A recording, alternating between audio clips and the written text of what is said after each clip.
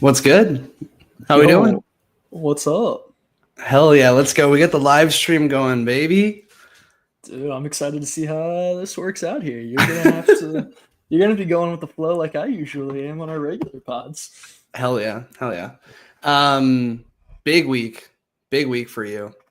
We've got Gameweek 4, potential free hit in the works, and Liverpool play Burnley, which should just be a absolute fuck fest for all of them. That's gonna be lovely. How are we feeling? See, you say that, but I'm flashing back to last year when we drew Ipswich early in the season. I mean, anything is possible, no matter what it says on paper. God, wouldn't that absolutely fucking torch me? I'd be so upset. I mean, it wouldn't be just you. It would torch every person that took a free hit this week because I can't imagine you're not tripling on Liverpool. So, yeah.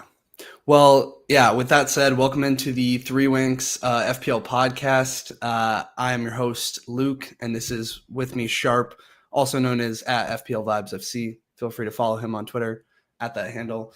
We're going to be talking today a little bit about a free hit special. I have already clicked the button.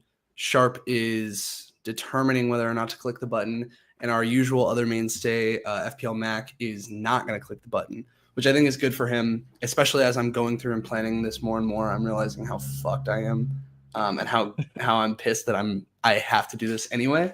But I set up for this anyway. We're ready to go. What would you say your odds are of free hitting at this point?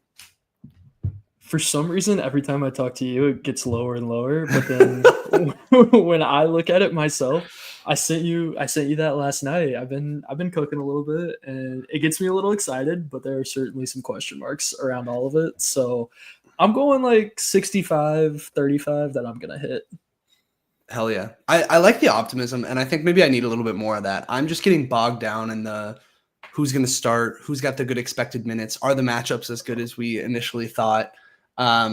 Yeah, it's a really interesting conundrum here. Let's, I guess, first jump into just kind of where we've been taking stock as we're in the international break with the first 3 weeks that we had here. Also, side note, just a terrible time for an international break. Yeah, I hate it. The early international breaks, and you had to deal with the transfer window closing right now. Like, it's just such a can we just NFL just started this weekend. There's no bullshit. Yeah. It's just week 1, boom, we're playing games, no breaks, no stops, 7 hours of, well, maybe a couple ads on that zone, only 1 minute, but whatever. Yeah. Yeah. You want me to get me fired up? That's how you wanted to start this? Is getting me all rattled? All right. We can start. Yeah, we'll get this guy in college football and we'll be back getting rattled. It was so, but I do think this Notre Dame was on a bye this week. I'm at peace. See? I'm zen. Some people are on breaks. There we go. All we're talking about football, and they still got breaks. Yeah, but I think this is a good time to take stock of where we're at from an FPL perspective. What a fucking weird time. So a couple of weeks ago during our podcast, I talked about the attacking assets priced 7.5 or higher. And excluding Salah and Haaland, there's 23 of those guys. And how many of them have averaged more than 3 points per game this season? And we are now up to 8 of those 23, which is fucking brutal. Notable guys who are not on that list are players like Watkins, players like Palmer, players like Saka. Like, all the heavy hitters that are not Haaland and Salah have just been bumming it. On the flip side, there have been a shit ton of clean sheets. We've just seen clean sheets go up and up and up. And now with this DEF CON edition, it's made things go on their head. I watched a podcast earlier this week where one of the guys from FML FPL is wildcarding and put together essentially just a full-on DEF CON draft. It's like, I think he's going like 5 at the back every week. He's getting away from attackers. He's like, they fucked up the game. This is how they changed it, and this is just how we're going from now on. What's your take on all that? Do you see... Is this like an anomaly in the first 3 weeks, or is this like, did they add DEF CONs and this is kind of just shifting how we play the game, or what's your thought process on all this stuff? I mean, I think it shifts a little bit, right? Like, I use Van Dijk and I talk about him every week that he's a DEF CON monster, which is sick. But without those, he'd be averaging like 1.2, 1.5, something stupid points per game. Like, those have saved his stock. So I think it works in a lot of different ways. I think it just it elevates guys that I don't think it's as egregious as I guess other people are talking about. That's what I'm trying to balance out as I'm taking it here, because I think it helps defense. And I was talking big at the back. I mean, I did it last season, play 4 at the back pretty consistently. Right. But I just think we're in such a weird time with the attackers. You hit on it. Like, people just aren't returning right now, and that's the problem. I think it's so weird. Premier League thing where DEFCONs are a slight addition, slight impact on the team that are getting exasperated right now because of how bad the attacks have been. 100%. I think like a defender like Van Dijk is a really good example of that. Of if you're just relying in the standard sense on clean sheets and attacking returns like we have before, Van Dijk, like most owners would be sitting there being like, fuck, Liverpool's defense has not been keeping cleans the way that I expected them to. He's not scoring at all. He's not getting any headers. He probably wouldn't have been as popular as he was. But yeah, now with DEFCONs, he's looking just like a standard solid pick, nothing wrong with it. So I think I'm with you. Definitely like there's an adjustment to be made. We have DEFCONs now, so that just puts more stock in defenders. But at the same time, I think we've just had a weird couple weeks. Like, I really think that this is what we need, is a week like this where we see the top attack go against a promoted side and just absolutely thrash them so that we can get back to the like, all right, people who score, like you want to pick the players who are fun to watch, players who score, players who do good shit. But, I suppose when we jump into our free hit drafts, we'll see whether we actually put our money where our mouth is on that. Yeah, I'm not gonna lie. Like I agree with that take. However, if I'm free hitting this week, I'm playing it safe in terms of who I'm picking, and there's probably 5 people at the back because some of those defenses are going against some putrid offenses. And I don't think that's a bad take. We'll get into kind of the specifics of all the different options this week at forward, mid, and defender, but it kind of lends itself to potentially having more at the back. But before we get into that, let's start with our squads as they would be if we weren't free hitting. So mine is a little bit more obvious. I don't even know if it's worth me sharing, but I will do it anyway. I have no Liverpool. I have no Palace.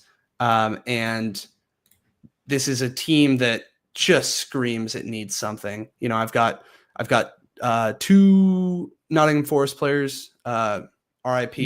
Hold on. Not to interrupt. Were you meaning to share right now? Brutal, am I not? As the folks are working through us on the first live stream, the screen is not shared. Absolutely brutal. It's all right. It's our first time. We're amateurs. Yeah. We're popping our cherry live right here. Ooh, that's on a different station. Let's see. Window. Does this work? Is that better? I still can't see anything. Oh, wait, hold on. Things are moving. Here we go. Yeah, now you got it. That's what we like to see. All right. So this is my squad right now, right? I have 2 Forest players. I have Palmer, who knows how many minutes he's going to get. I have Cunha, who's injured. I have no Liverpool. I have 1 Palace. Excuse me. Truthfully, like if you're looking at this team on a normal week and forgetting about Liverpool playing Burnley for a second, this is like serviceable. It's not the worst thing in the world, but this was always the plan for me to go with free hit. I hit it early in the week because I wanted to catch some of the price changes, but I just think once you start putting it together, the upside this week is just too high for this to go with this kind of team. Yeah, 100%. And you got hurt by injuries too. I mean, exactly. If Palmer was there, if Cunha was there, you could definitely make that work. But no Liverpool against Burnley, you're going to be missing out. Yeah, 100%. How about yourself? How are we feeling? I actually, this is part of my thought process. Also, let me figure out screen sharing. It is present or invite, and then you're going to have to add it to the stage. Yeah, you're saying a lot of words. Hold on. One step at a time. There we go. Here, I can add it to the stage, actually. Can you? Yeah? Yeah. All right. There we go. All right. But now I need to go to it. Okay, there we go. All right. So my team, again, it's more than serviceable. I am truly in between and conflicted on whether to hit or not. Where my ideal situation would have been, and why I would not have free hit, is if Wan-Bissaka had stayed at 4.5 and I could switch into a Palace or Tottenham defense Right. and had him play instead of Milinkovic, because Forest, with everything going on and the lack of DEFCONs that have happened out of Forest in general, I don't have a lot of confidence in them this week. So he's not really someone I want to start. I could have gotten by with Bumo against City because he's not a defender, and City might give up a goal, and he's going to be involved if they do, in my humble opinion. Wood obviously isn't ideal. So those are the three that are really causing me to want to free hit. Watkins has not inspired anyone, I don't think. So he's not really exciting to me either. And obviously then I can upgrade and you know what? The guy on the right over there, he can be upgraded. So that's where I'm at. I think the upside you kind of touched on is just so high if you can triple on some of these teams and take advantage of them. Yeah, the lack of Palace is really what has you here. I think an option, if you wanted to not free hit, would be to take down Milinkovic or even maybe not even take down, but go straight across to Munoz or Lacroix, or go down to one of the 4.5s. I get it. I know what you're saying. Not that I haven't thought about it, but Burnley and Sunderland in their next 2 weeks, unless so hard to get the rid new of. coach truly, but I don't think it's going to throw them off that bad for two subpar teams. Sure. And I think in that scenario, you can just play Reinders instead of Chris Wood. I think the other alternative to think about is with DEFCONs. I am not a big believer in, and I'm going against the markets. I'm going against what a lot of people I'm seeing of how they're putting things together. I do not think Arsenal is going to beat up on Forest. Now, losing their manager this morning that's tough. I don't know how that's going to throw things. And we've got Ange in there who loves to just play a basketball game on a soccer field. But and I love that, but that's not what you want to try to do against Arsenal, who's going to go up 1-0, 2-0 fast on you for doing that, and then sit back and just watch you suck. Well, and my point, I guess, is I don't think that transition is going to happen like that, right? I think this team, you're coming in your first week, Ange, and you're going to just let things be as they may. And I think that Forest will keep Arsenal majority at bay, and somebody like a Milinkovic there could potentially wreck up some DEFCONs and be fine. So I don't think you have to. Yeah, I really just. I want to hear that same optimism when we get to the players you're talking about and considering, because I don't think that's gonna happen. I just think like one player playing against Arsenal's attack that I truthfully don't have a lot of trust in, with Saka out, is not like the end of the world to me. It's somebody who could rack up DEFCONs. You could put in Reinders for Wood if you really didn't want to go up against the Arsenal defense. And it's a playable team, and then you can save that free hit for another week. So that's an option. But listen, I would love for you to join me on the free hit. So I don't want to dissuade you. But yeah, I think there are options there, which you're in a nice spot where you can make this choice. I'm kind of stuck. No, I mean, we truly have three very different teams between you, me, and Mac. Mac clearly does not need to. You clearly need to, and I do feel like I could go either way. So it's kind of a fun little thought exercise here as we look at everyone's. 100%. Well, let's jump to the Solio. So, I don't know how much. Enlighten me here. Let the analytics come to me. Should seriously. I be taking? So I don't know how much you've dabbled with this tool, but I think it's fucking sick. As somebody who works in analytics, this is just beautiful.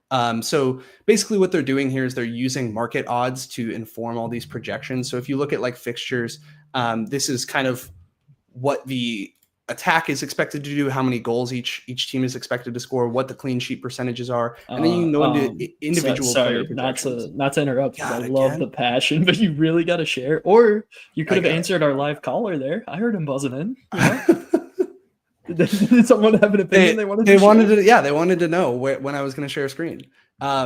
So they have fixtures here, so you can see game week 4, who's projected to score the most goals in game week 4, and this is based on market betting odds. So genuinely based on this is updating on a really routine basis as well. Defense, what are the clean sheet odds, who's projected to stave off the most attack, and then individual player projections. So all that being said, we can look at what the optimal team. Now, granted, this is given my exact budget, but I think my budget should be about the same as most people at this point. What Solio is saying is the optimal team for a free hit this week. I think notably for me, we just were talking about Arsenal versus Forest. I don't like Gyökeres, and I know a lot of people are on him. I'm not vibing with it. It's not for me. I just don't see Arsenal's attack as like this amazing thing, and I'm specifically not convinced on him. I'm a little nervous about him as a player, so I don't have a lot of love for that one. I don't know if you have any thoughts on him. Well, question about the tool first. I did notice just as you were clicking through that they certainly love Arsenal this week, which I agree. I find a little interesting. Like, I'm not anti-Arsenal, but I am surprised that they are 2 on both your defense and your for attack, I believe there. But going back, does this tool, like your bench looks not bad. Does this tool weight that similarly in terms of like wanting to put good players down there? Or is it like, can you say, screw your bench? I've noticed that it's a little bit more, it more often will put better players on the bench, to your point.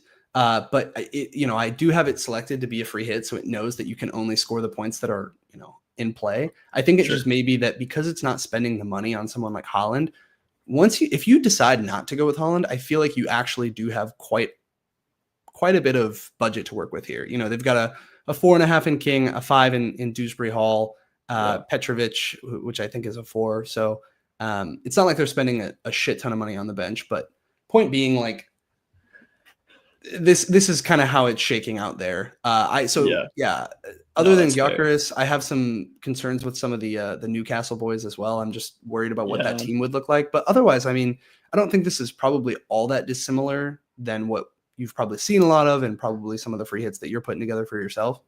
Yeah, I don't think it's too far out there. I think you called out Newcastle. I mean, first of all, Arsenal. Yeah, I'm off. Garkra, I can't say his name either. My dad's an Arsenal fan, and he makes fun of me, so it's fine. Mr. G. G I wouldn't have in there. West Ham, you still have to have a little confidence in Forest defense, and a lack of confidence in their offense so far. Mateta, I know they're playing Sunderland, but also, how is Mateta going to get the ball? So there's that. But there's not a lot of forward options, I guess. So once you're not going Haaland, so I get why he's in there. It makes sense.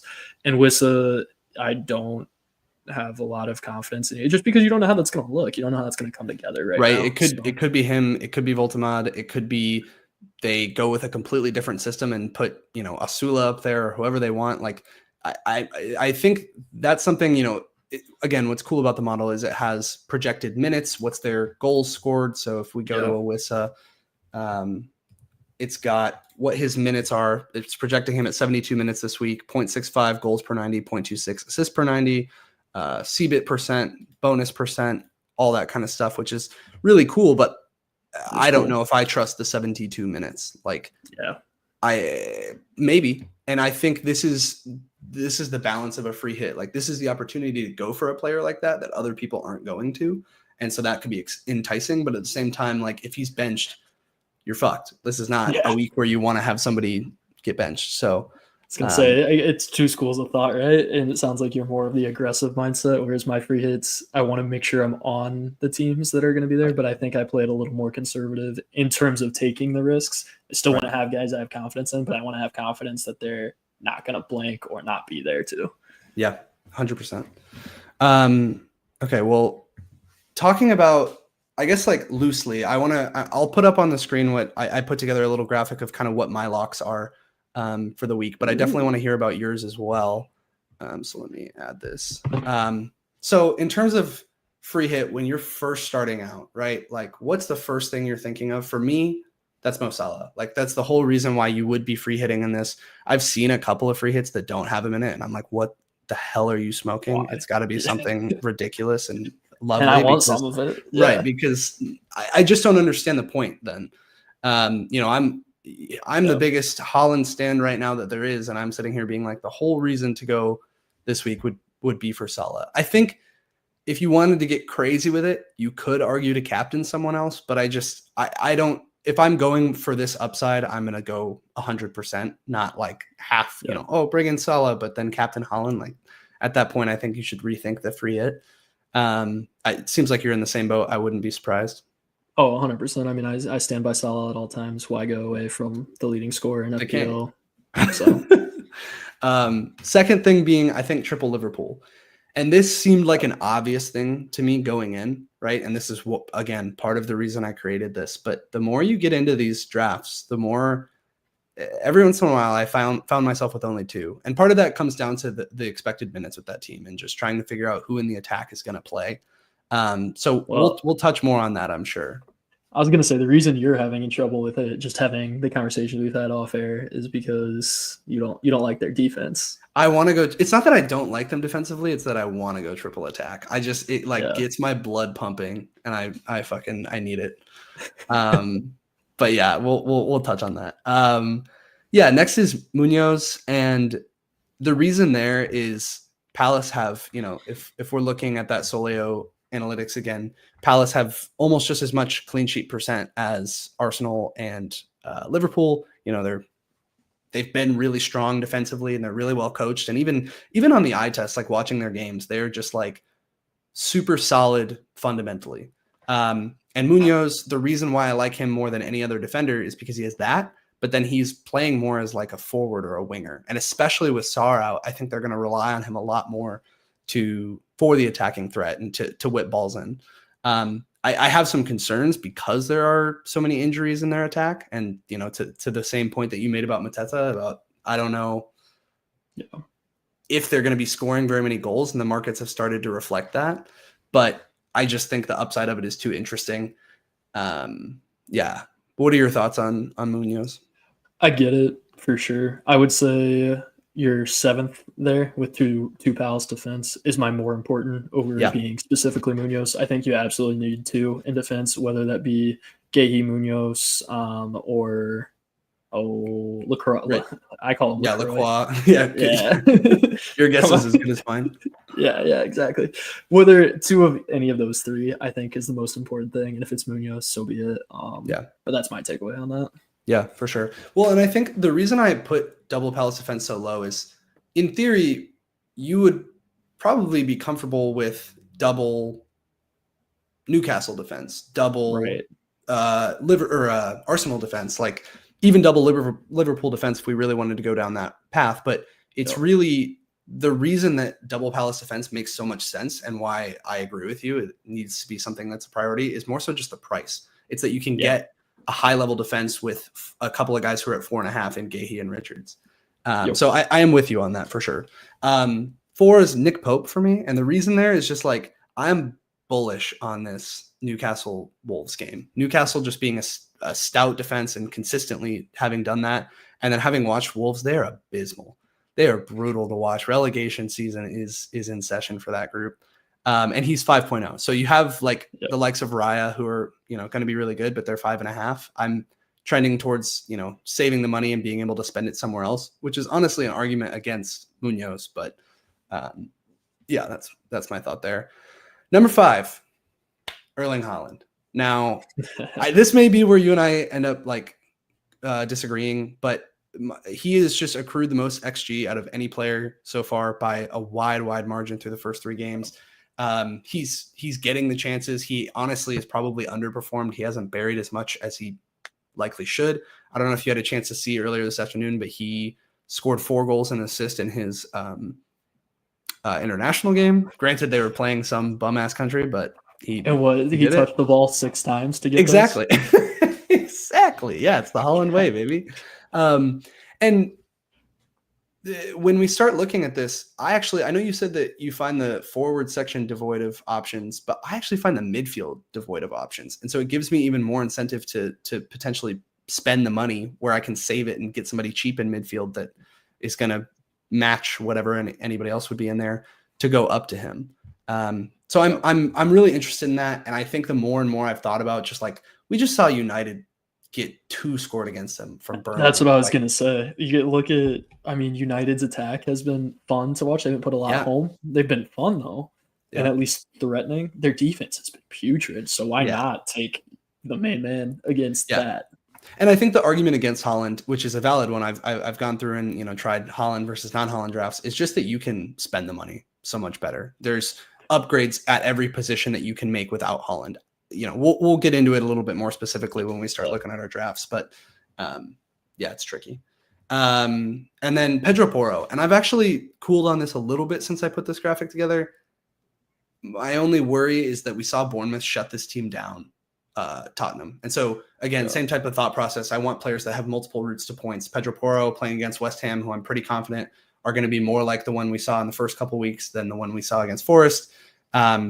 And he has attacking threat, but we saw them get completely shut down by Bournemouth. And it's because they put pressure on their right side and forced them to create through the left.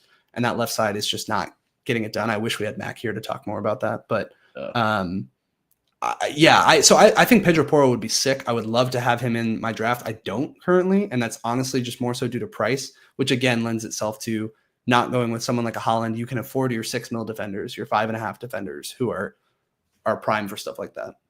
Yeah, no, I get it. I agree with you on West Ham. I need Tottenham in there. And I guess I'm just not as set on it being Pedro Porro. Sure. Kind of what you're saying, though. Picking him, you were certainly banking on some offense being played and getting points that way. But why not bring in just another solid defender? So I think you need a Tottenham defense. I don't know if it has to be Porro. You could go cheaper. Yeah. No, and I think I like that call. I was looking at Van de Ven as well. I know you and I were, when we were talking about this, like in theory, before we were really cooking on drafts, we were trying to fit in Tottenham players. And the longer that I've been going through it, it's just been getting harder.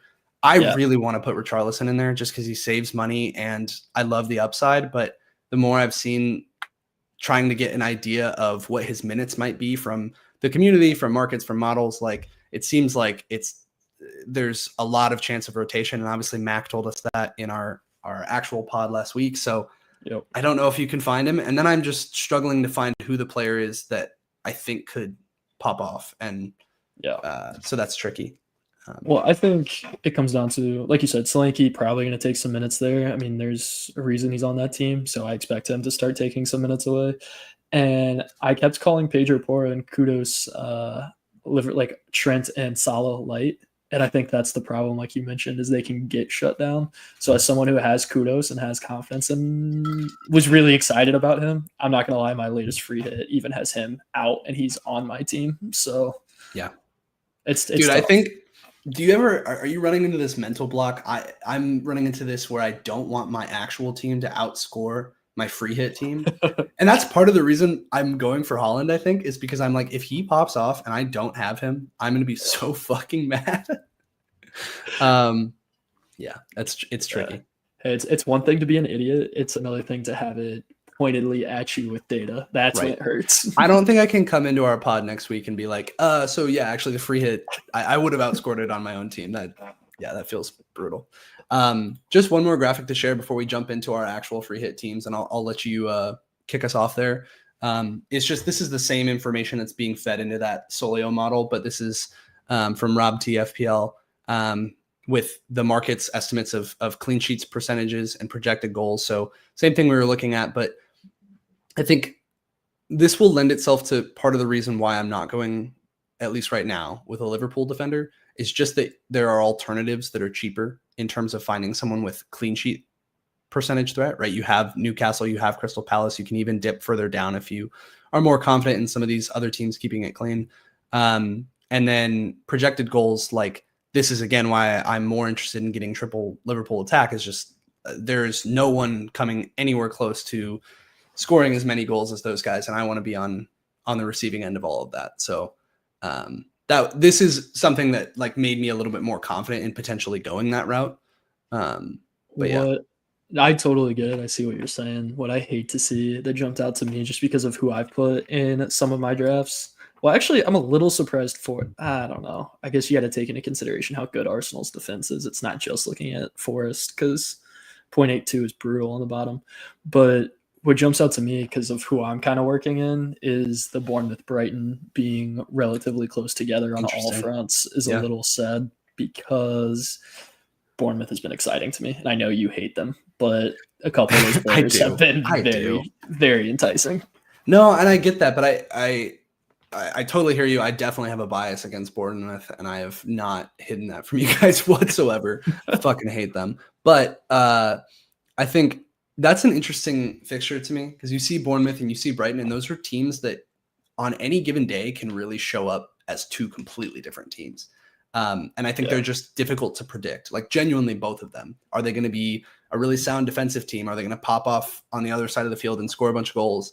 And then from both of those teams, it's also trying to figure out who it's going to be. I would assume you're talking about Semenyo here. He's been the talisman for Bournemouth so far. He's been crushing it. So, naturally ride the hot hand, go with that.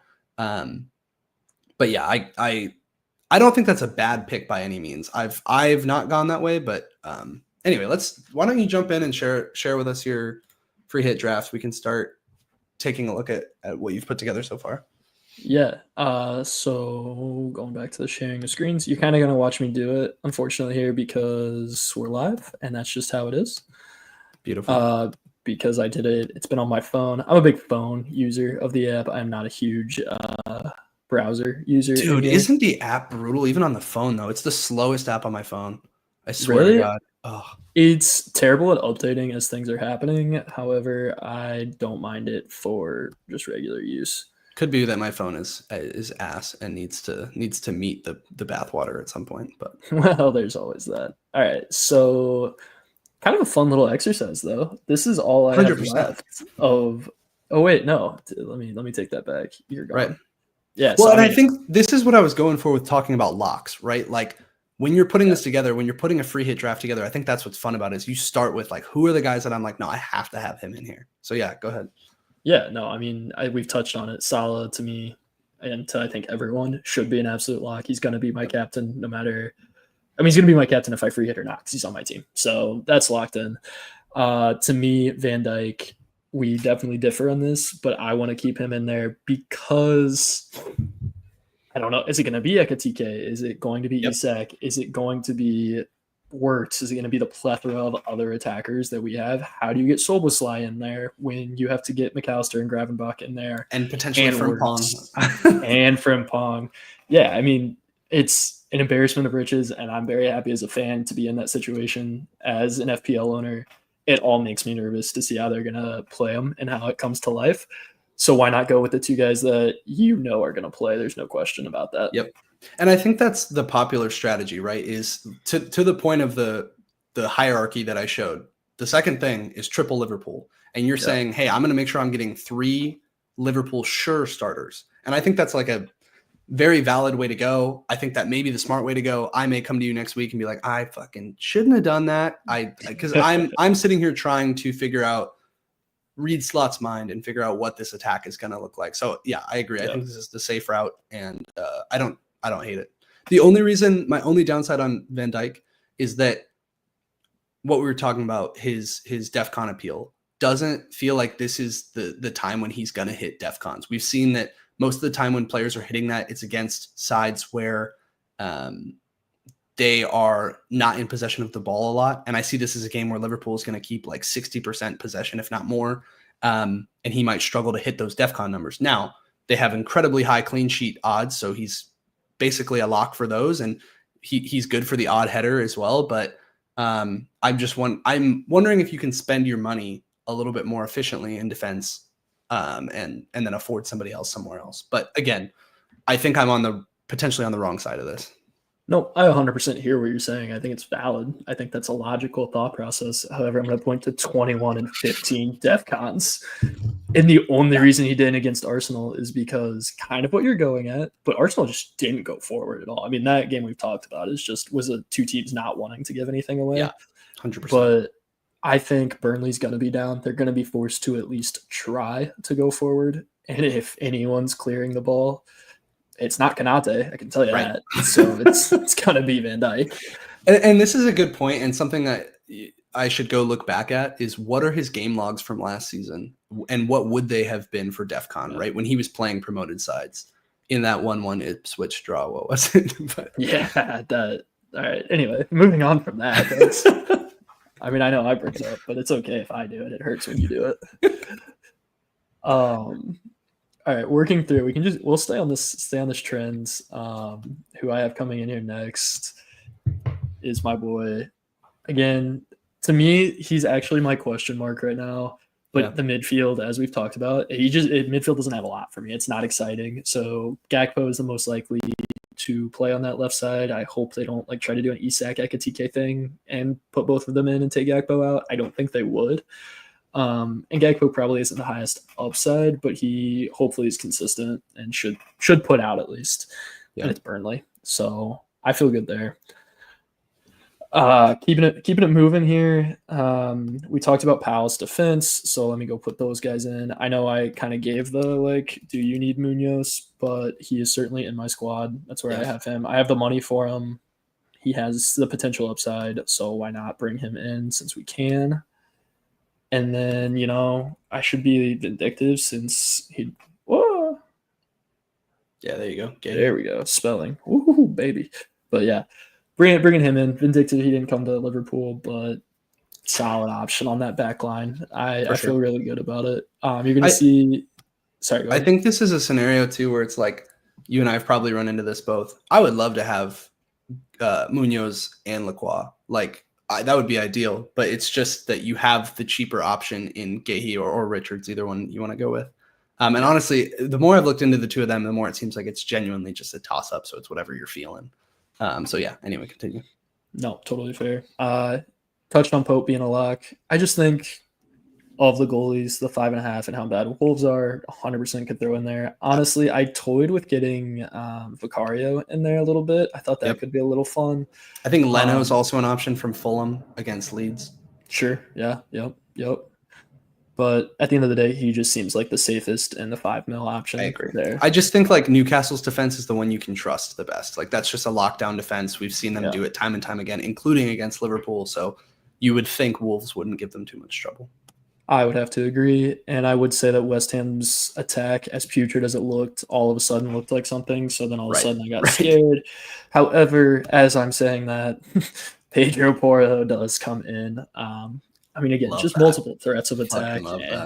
If you get them in there, even if they get scored on, you still have a chance to get a return out of them. So have him in there. And then this is where I was kind of getting at. I know you said Semenyo, which is so fair, but actually who I have coming in here because of the attacking that he has put together over the last couple game weeks.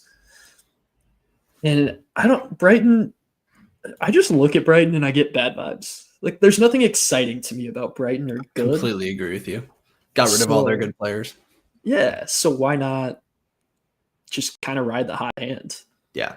He's a DEFCON monster. He's one of the few players who's gotten it in all 3 games so far. So I think that he's not going up against a team like a Sunderland or Leeds or some shit where he could where you're worried about DEFCONs. I think if he's as much of a monster as he's been, he's going to get DEFCONs again probably against a team like Brighton. So no, I actually really like this pick. My gripe is with Bournemouth's attack, less so their defense. Sidebar, can we just talk about when we're talking about Brighton? Did you know João Pedro's 23 years old? That fucking blew my mind. Oh my God. I don't pay a lot of attention to ages in general, but yeah, it's pretty insane. How old do you think Mbomo is? Okay, see, I know.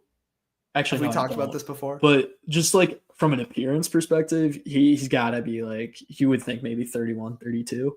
Right. And he's 26 or something? Yeah, he's 20. He's our age, 25, 26. Yeah. God damn it. Anyway, keep going. But I love where this is going with the back line. This is great. Yeah, so obviously my intention is to play 5 at the back. So you're going to see some disgusting things up front. I think, just to pause you really quickly on that, normally a free hit draft saying 5 at the back, people would laugh at you. People would be vomiting. They'd tell you to put a toaster in your bathtub. But I think this season, can you say that even when we're live? Absolutely, baby. I think this season, and especially this week, I so see the appeal of the 5 at the back. And even when I did one of those, Solio, hey, make me the ideal team. And all I did was exclude Gyökeres, Bruno, and Wissa, just because I don't really want any of those players. And it automatically made a 5 at the back. So it's even bullish on that of just saying, I think this week you have a lot of teams who have really high clean sheet potential, a lot of teams. And then you also have, with the addition of DEFCON, players like Senesi, who you're just oh, okay, sure, why not? Yeah. No, 100%. I think kind of what we talked about all at the beginning. Lack of attacking returns Yep. and increased clean sheets and DEFCONs contribute to all of this. Yeah.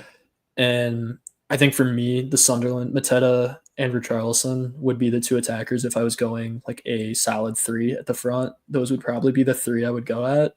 Just a possibility, something that would make me excited, except for Mateta getting the ball and Richarlison minutes. So, and Wissa minutes is the same. He'd probably be the other consideration. And actually, while you bring that up, you just brought up Watkins, and I feel like that's a player that we have not talked about enough.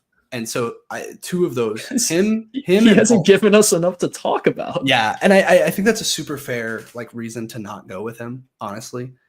But at the same time, and on a free hit, I guess it makes sense. But at the same time, he's playing Everton, who have looked really bad defensively. I think I looked it up, and they're third worst in terms of defense so far through the first 3 games. That's obviously a really small sample size, but they are not showing to be as defensively stout. So I really do think this could be the game where he pops off, and you and I might be sitting here and be like, God damn it, we have him in our actual fucking teams. But continue. No, I could totally see that as a possibility. Actually, no, I'm not even going to go there. I get what you're saying. I don't see it as a possibility. I don't think he's going to. Yeah. And that's what I need to hear. Keep that energy going. That's what I need to hear. I need to, because I'm just living in a fear fest here of all the what ifs, and I need the confidence. Nah, Villa's been a joke. I think they're going to stay a joke. Hell yeah. Right now at least. But okay, so this was kind of where I've been looking at this. Look at the forwards that I have available. Obviously, João Pedro. Feel good about him. Ride the hot hands. Good everything there. I'm happy. Then, Holland, obviously just stupid expensive. Ekitike, we've touched on possible minutes risk. Richarlison, we've touched on possible minutes risk. Wood playing Arsenal, don't want that. I have no faith in him. So I'm glad we're on the same page on that one.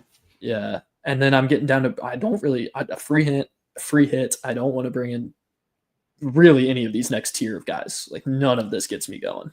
I think the other guys to consider here, it looks like you're sorted by total points, would just be Mateta and Wissa. Those are the 2 that I would be thinking of. Totally fair. And again, Mateta, that's my concern, is getting the ball to him to score. Yep. So I'm going with the 2 big boys. Yeah, love it.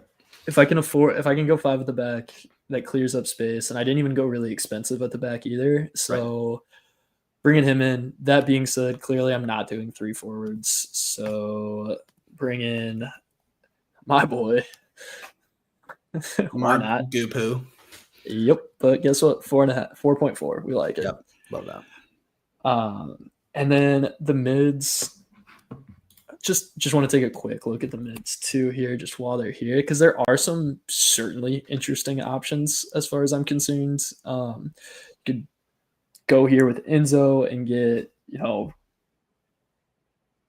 see where that goes. He's been kind of hot. Could be fun. You could go Grealish because he's also been kind of hot. Yep. Everything. So those are two certainly options that are a little cheaper. Don't want to go with anyone on Burnley, West Ham. Staying off of all of those. So let me ask you this. If Sarr was healthy, would he just be an auto? Like would you have gotten him right off the bat? Most likely. I feel the same way. I'm kind of pissed he's injured because I'm like, he would have been a lock in my team. Yeah. And Everton, to me, I guess as a whole, you see a lot of Everton guys on here. Yeah. It's just not who I want to go after on a free hit. Yeah, I wonder if they're overperforming so far. Like, I like that. It seems like they genuinely have put more emphasis in attack, but I need to get them figured out more. And part of that's maybe a little bit of a bias, but I'm sitting here being like, I know Everton. They don't score goals. This can't be right. So, yeah, I think, Ndai is an option that I've seen people go with, but I'm with you. I don't love it. Part of why this is because now that I know I'm going 5 at the back, I only need one more midfielder. Right. So only spending a 6.5 doesn't really make sense. Like, yeah, I know the purpose isn't to spend all my money, but like I may as well if I can to get someone I want. I have him in my team, so ironically, more of an incentive to get him out if I'm getting a free hit, make it count. And let me hit you with a crazy one that you have that isn't listed here. Eze. Okay. 7.5 Arsenal. Yes, we've been talking about the Forest guys not scoring. The Arsenal guys not scoring against Forest, but my confidence is a little bit less so. It's mostly centered around Gyökeres than it is around like Arsenal not being able to score. I think that could happen. I don't think it's going to be a goal fest, but I think it could happen. And Eze is just like such an exciting player. It's an interesting thought. I can't afford it, but it's an interesting thought. Totally fair. As a fan watching him, or as an opposing team watching him, he gets it going. He gets me excited. He came in at the 70-something minute against Liverpool. It doesn't seem like he might be worked in now that they've had a little bit of time off and they're coming back together. Yeah. But I'm going to stay off of him for that reason. I think in 3 weeks, if I hadn't looked at their fixtures, right, game week 7, I think you get him in. I think that's a very exciting option. No, I agree with you. I think my eyes are bigger than my stomach on that one. So that's a good call. I like the thought though, because I'm going to be really boring. I think Semenyo is a good pick. Yeah. So I'm going. That's why I made the comment on the Bournemouth Brighton, because I have 2 of them in there, but they both seem exciting to me. I think they certainly have options, and then these last 2 are going to be starting on the bench for me for sure. So King takes home against Leeds right there, and then this was true. Who is at the bottom that has scored a point? And that's that guy. Hell yeah. He is going to be bottom of the barrel, but hell yeah. That's the squad I'm looking at right now. So you're rocking 5-3-2, yeah? Yeah. What a wild world we live in, where that's the free hit squad. But I really like it. I think genuinely this week it has lent itself to going big at the back. I think because you have the lack of options, going with Salah and Haaland makes a lot of sense.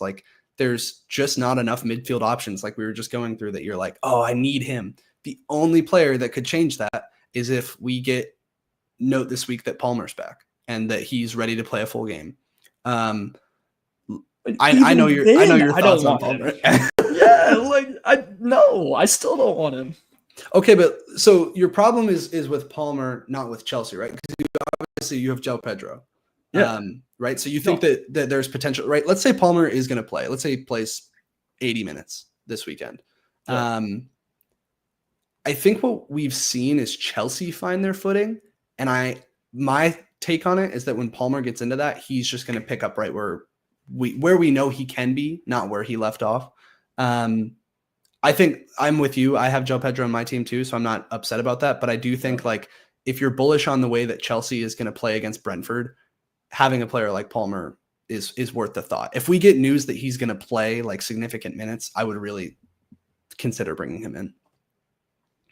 But that's at the expense of Haaland, almost certainly.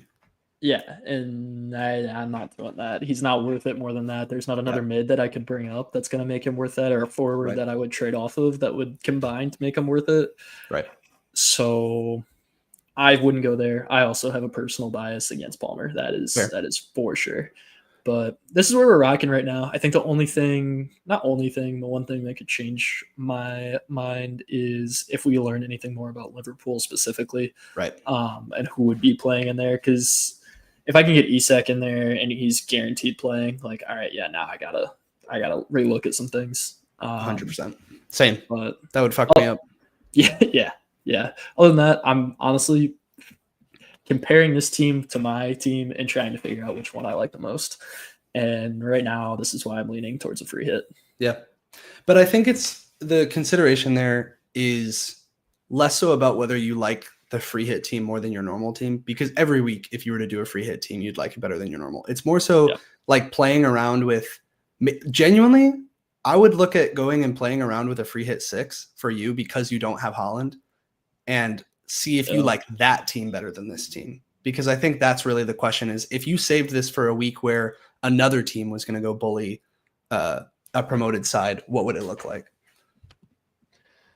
I mean, that's totally fair. I wanted to see the fixtures just to see when it would be a long play to get him in. Yeah. But I don't know if Villa's going to be a 4 by the time they're playing, but don't love that run in total. Yeah. And then obviously flips, but well, yeah, it definitely plays in on. I've seen that as well. A lot of people who have Salah are planning to get some way to get Haaland in 6. And truthfully, I know you don't want to hear this, but what if we continue to see this trend of the ball not working its way to Salah as much as we're used to? like then you're probably going to end up going Haaland. And I could be like, I'm not trying to say that's exactly what's going to happen, but so far we have seen, granted he's returned, he's a fucking god, but we have seen his underlying numbers drop significantly, and we've seen the ball trend to the left. I don't know who to blame for that, but it's just interesting. Like we'll see how that translates. If he's gonna find it in any week, it's gonna be this one. So I'm down to push for him this week. But yeah, thinking about like your long-term strategy with those two is definitely worth a for sure as well. But I love this team. Yeah, we're gonna find something out in the next 2 weeks. Trent gone certainly, but as a Liverpool fan, it's good to get more balance because, baby, you could focus on Salah and ruin our team. Yeah, so it's good from that perspective. But yeah, I'm excited about it. So we'll see if I end up clicking the button. But if I click the button, this is where I'm sitting. Hell yeah! I hope you join the gang. Yeah. All right, I will go ahead and share mine. Please do. Let me get this out of there. There we go. All right, enlighten me. You're the man that's been in the details in the weeds. Thought about this 3 ways to Sunday. So, hold on. This is the wrong one. God, are you gonna be like Mac and pull out 6 different teams? No. No. Here we go. It's this one. This one. Please tell me this is right. God damn it. This is not right. No, it's the backup to his backup.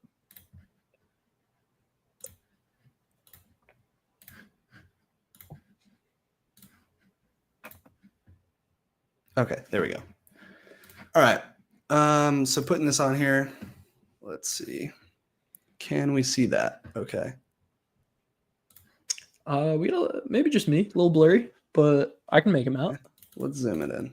Yeah, now we're cooking. Yeah, now we're cooking with fire or gas. Hell I don't really know. Hell yeah. I'm not going to do the slow reveal like you did. I loved that. Yeah. It was so nice, but it was kind of impromptu. I love that, but I had already put it together and I had no chance. So not much to talk about all that different from yours, at least at the back here, right? So we have Pope and Dubravka, same as you. I think we've touched on enough why we would want to go with a combo like that. I guess I'll run through it in the same way you did, where I'll talk about kind of what things I put in first. So I put in Salah first, obviously. I put in Munoz first, or second, I should say. I put in Gakpo. I think out of the attackers, similar to what you have set up, he's probably the one with the most guaranteed minutes. That could be wrong, but in theory, he's the one with the most guaranteed minutes as of today, as of this weekend. I think it's kind of funny we both went there. Not funny, like I think everyone's going to go there, but funny that the consensus is go for the minutes guy versus the return guy. Gakpo has had a good start to the season, but like you would assume if Ekitike or Isak are playing, then they're gonna return. So and it's also funny that we're talking about Gakpo as like the minutes lock when the whole reason that you and I didn't go there, or at least why I didn't go there at the beginning of the season, was because he's a minutes risk. And how often last season he got benched. 100%. And the third Liverpool player I went with was Ekitike. So we've touched on why I'm tempted to not go with Liverpool defense. And this is kind of the reason. Like the main reason I'm not going Liverpool defense is the trade-off of having 3 attackers. Reason for Ekitike. I don't think Isak is going to start. Famous last words, probably. Yeah. But I don't think he's going to start. He didn't play in his first match for Sweden. And then in his second match for Sweden, he played about 30 minutes. He hasn't trained very much. He hasn't trained at all with the team, as far as I know. He hasn't trained with Newcastle. He hasn't been playing in meaningful games. I do think if Slot was going to put him into a week, it would be against Burnley, right? You know, this is a team where if they're beating up on him, great opportunity for him to get some minutes. And you and I talked about this a little bit off air before this, and we touched on what are the game state scenarios where he might put him in. And you had said if, you know, in the second half they are tied or something and they need more attack, I think it might be the other way around. I think in that case, he'd stick with somebody like an Ekitike. I could be wrong on that again, but I just think on the whole, I'm relatively confident that Ekitike will get something like 70 minutes. I could be wrong. And I think I also am, let's say he only gets like 60. And then the other 30 are Isak. That sucks. No doubt. That sucks. But I still am that confident in the Liverpool attack to dismantle this Burnley team that I think 60 minutes of Ekitike could still be worth it over what my normal team would have. Again, I think there's a lot of like counter arguments that could be made here. If I learn any different news about Isak, this will drastically change my draft, but that's where we're at now with that. I think if you're going 3 in the front or 3 attacking, I think it's correct because of everything you just said. And God, I hate Wirtz. So there's that. Yeah. And even if Ekitike is playing, say he plays half, he's just in there for 45 minutes and then Isak comes in for whatever reason, that would happen. And he returns at least once in the first half anyway. So I feel like, to the point, you are sitting relatively safe. Yeah. Also to that point, anytime I think about Wirtz, you come up in the back of my mind of you being like, this guy fucking sucks. Why do you have him in your team? So I don't. And I didn't bring him in. I did play around with the idea for a little bit just because I felt like his minutes might be more secure. But I actually wonder, I'm really like, I've been playing with this Liverpool lineup in my mind. And I'm wondering if, let's say Isak doesn't start, but Frimpong does. I really think we could see Wirtz miss out. He just played for Germany 90 minutes. He was limping off at the end of the game. He did score a free kick goal.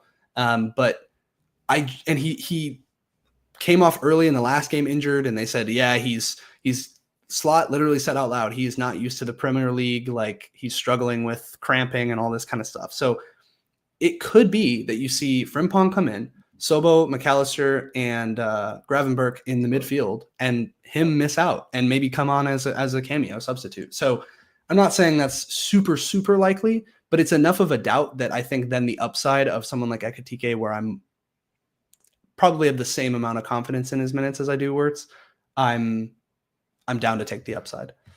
Yep, I hear you, and I hope that's what happens. I just think there's 146 million reasons why Wirtz will be playing. Yeah, that's very fair. I mean, but I think even if you know he's going to play 90 minutes, you would probably tell me not to go with him, right? Oh, yeah, for sure. I still wouldn't put him in there. Don't get me wrong. I'm just, yeah. I could see both sides of that one, but I ultimately I like spending the money if I'm going to spend this much money as well in the forward line and just putting together an absolute unit. So speaking of that, the next player I put in was Haaland. All the reasons we talked about, I really think that this could be a big game for him against United. I don't want to miss out on those points. But the problem with bringing in a Haaland compared to your draft is I have to spend significantly less everywhere else. So I've also brought in João Pedro, same as you. Again, I think I will this is probably this position and the Paqueta position are probably the two that I'll toy with a little bit. Maybe even the Dan Burn position here. Yeah. But João Pedro, I think having a Palace attacker is a good thought. I'm with you. I don't know how much I want to trust it this week. But anyway, went with João Pedro there. In defense, I rounded it out with Richards. Like I said, I think you can go Richards or Gahey, and it doesn't really matter. I went Burn and I went Anderson. So I will be playing 4 at the back. The Anderson one here was he's a good DEFCON player. Again, counterpoint, he's playing Leeds, but a pretty solid defense, and he's 4.5. So it was just like basically he was the best 4.5 I could find that I thought was startable and could be, returning with good points. I think you only have 4.5 to play with, because would you ever consider going 4.6 and bringing Gahey in and having 3 Palace guys? So I have really toyed with the triple Palace defense, and I love that you bring this up. I do have 0.1 in the bank with this. Granted, this is my budget. I also caught a bunch of these price rises. So I think I'm a little lucky in that sense. I really have toyed with bringing in triple Palace defense. I don't hate it at all. It's just, I think this is like a known human bias, is having too many eggs in one basket freaks you out. Yeah. It freaks me out a little bit. But triple Palace defense would be fucking electric to have. I think it'd be super fun. I'd be riding that high if they do keep the clean. But if for whatever reason, like thinking about missing out on Wharton, some of their midfielders, Sarr, what if they can't progress the ball as much and this turns into a game that's a 1-1, I do worry, but if you were going to keep it clean against a team, it would be Sunderland. So honestly, you might have convinced me. I might be doing it. I kind of love the idea. Going, like, can you imagine the high I'm going to be on or the low? That's what I'm saying. The emotional swing almost makes it worth it. But I think Anderson in that sense would be the safe play, because he has routes to DEFCON points as well as relatively good clean sheet odds. But honestly, I think that's a good point. Dan Burn, the thought process is just high clean sheet odds. I think having double Newcastle defense is a pretty big differential this week. I don't think a lot of people are going to have that. And I see that as a really lopsided fixture from the defensive perspective. So yeah, notably no Van Dijk, notably no Arsenal defense. And that's not because I'm not confident in Arsenal defense. It's just that they're very expensive. So you could bring in somebody who's like 5.6, I think, is Calafiori at the cheapest. You could bring in 5.5 Raya, but I just found that I don't have the money to bring them in. So that part sucks. And then if I do go with that triple Palace defense and they don't keep it clean, but Arsenal does, I'm going to be a sad boy. The final spot is Paqueta. And the thought process there, I know you're going to hate this one, is actually just more so centered around his role right now. He has been a DEFCON monster. So let me pull those up for reference here. But he actually has been a DEFCON monster. Where are those? Oh, right here. So 11 and 15 in 2 of his games, and the one against Sunderland, not so much. Obviously, the same type of thing we've been talking about when you're playing bad teams. You're not getting as many recoveries, but he's gotten good DEFCON. I would say he didn't get them because they didn't recover. Sunderland kept the ball a lot. But Yeah, actually, no, that's actually true. Fuck. It's so true. I forgot about that game. Dude, they were so bad. I mean, I was ready to put a lot of money on them to get relegated. Damn. Glad I didn't. Yeah. But he also has returned attacking wise. He's got 2 goals. I'm not getting him because I think he's going to score major goals against Tottenham. I'm more so getting him as just really what this pick was. And I've thought about bringing in a player like a 6.5, like a Harvey Barnes and Ndai or something along those lines. Or even I thought about bringing in Pino here, the mid from Crystal Palace, if he was going to get some minutes. I've kind of toyed around with any of those options, but none of them are screaming at me as great picks. So really what this is I could go up to a 6.5 here and drop Munoz to Lacroix, and that'd be fine. But I just really want Munoz. And so I ultimately am fine going at the 6.0 price point, and he fits that bill and has DEFCON options. So it's just kind of a pick. It's not an inspiring pick, but it's more so a budget pick that allows me to do other things, other places. It'd be 4-3-3. That's all I was going to say. Yeah, no, that's fair. And I think off the bat, I was pretty anti him, but I kind of like your explanation there. And I mean, that goal he scored against Chelsea was an absolute rip. It was gorgeous. Yeah. So I get he's kind of a differential. He could be fun. I don't think he's probably going to be one that people go to fairly frequently. So that could be fun for you if that pans out. Yeah, and I'm really just hoping for the DEFCONs, right? If he gets anything else, that's icing on the cake. But, if I can say with some consistency or some confidence that he's going to be a 4-point player this week, I would take that. I would take that out of that spot and then get the cleans. And hopefully, ideally, this whole draft is built around this triple Liverpool attack. And ideally, between that and Haaland, I don't care about all the rest of the guys. That's kind of the goal here. No, I totally hear you. I think overall, I like it a lot. I get the picks. I get why you're where you're at. I like getting a Newcastle defense in there. I like Burn there actually a lot. But the reason that I would not follow is looking at saving 2.7 million to go back to Van Dijk. If Van Dijk gets his DEFCONs, if they keep a clean sheet, right? I'm getting the same points as Ekitike returning twice and doing it for 2.7 mil less that I can shift around. Yeah. I think what I realized when I did a no Haaland draft is that I was spending the money similarly to how you did, just really bolstering up the defense, but attacking wise, I wasn't really doing much different with it. I was getting in Mateta, I was getting in Harvey Barnes, and then I was spending all my money on players that you had, Fabian Schär, Lacroix, Munoz, Pedro Porro, putting all my money in defense. And that's fine. I just am kind of if I'm going to do this, I'd rather attack the attacking upside than the clean sheets.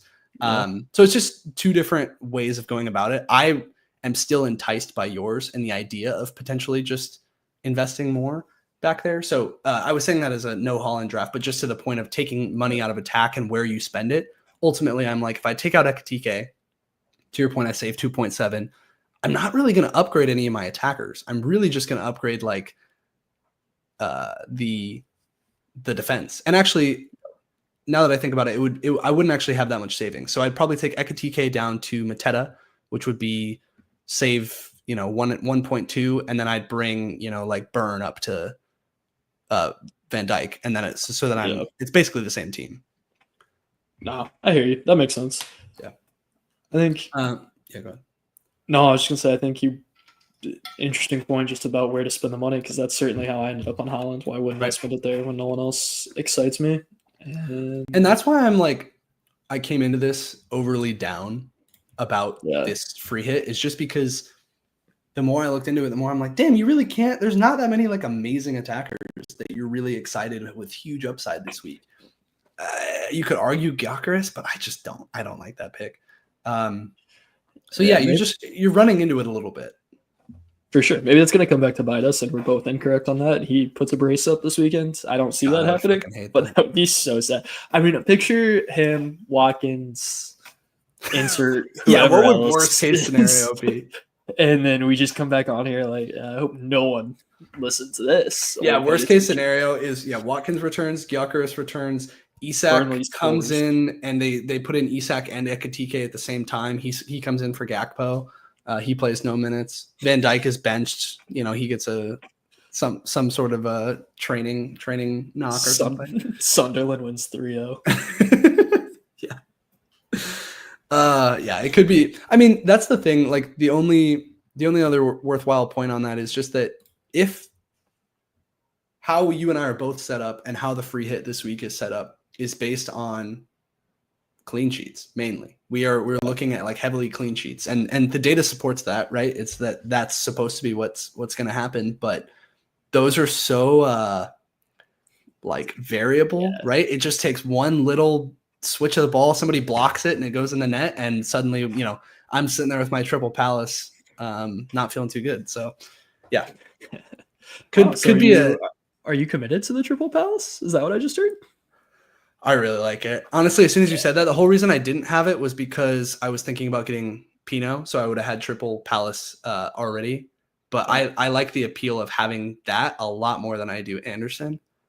So I think I might do it. And that was what I sent you guys a couple days ago, where I was like, what if I did triple Liverpool attack, triple Palace defense? Just riding the absolute highs and lows of FPL. Just the gambler going at it. You know what I mean? But we'll see. It's put a heart rate monitor on for those games. I want to see it. The crash out I'm going to have if Palace don't keep a fucking clean sheet. It'll be absolutely electric, and I can't wait to take to Twitter with it.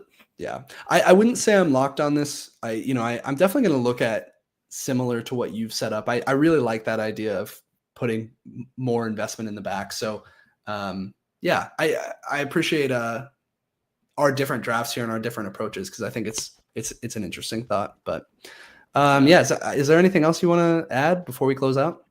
No, I agree. I think this was actually productive for me as I'm taking it back. But I do think it's going to be interesting to see where we both officially land, and we'll be putting that on the Twitter sphere to see people make fun of me mostly. Yeah, same here. You said going into this, you were like 65-35 that you were going to rip the free hit. Where are you at now? I mean, let's be honest. My team name is Vibes, and the vibes are so high to take one. So let's go. Let's bump that up to 85%. And, hell yeah. Mac's not here to talk the logic and patience into me, so why not click the button? God, he's gonna be rough when the two of us are just flying after this week. I love it. Or he's gonna tell us he told us so. And yeah, exactly. Shout out Mac, we miss you, buddy. We'll catch him on the next stream. Anyway, we will see you guys all next week for our Game Week 4 recap to see how these free hits worked out, whether we're feeling high or really, really low. Follow us on Twitter at our handles on here and keep up with us that way. But yeah, thanks for checking in. See ya. Peace.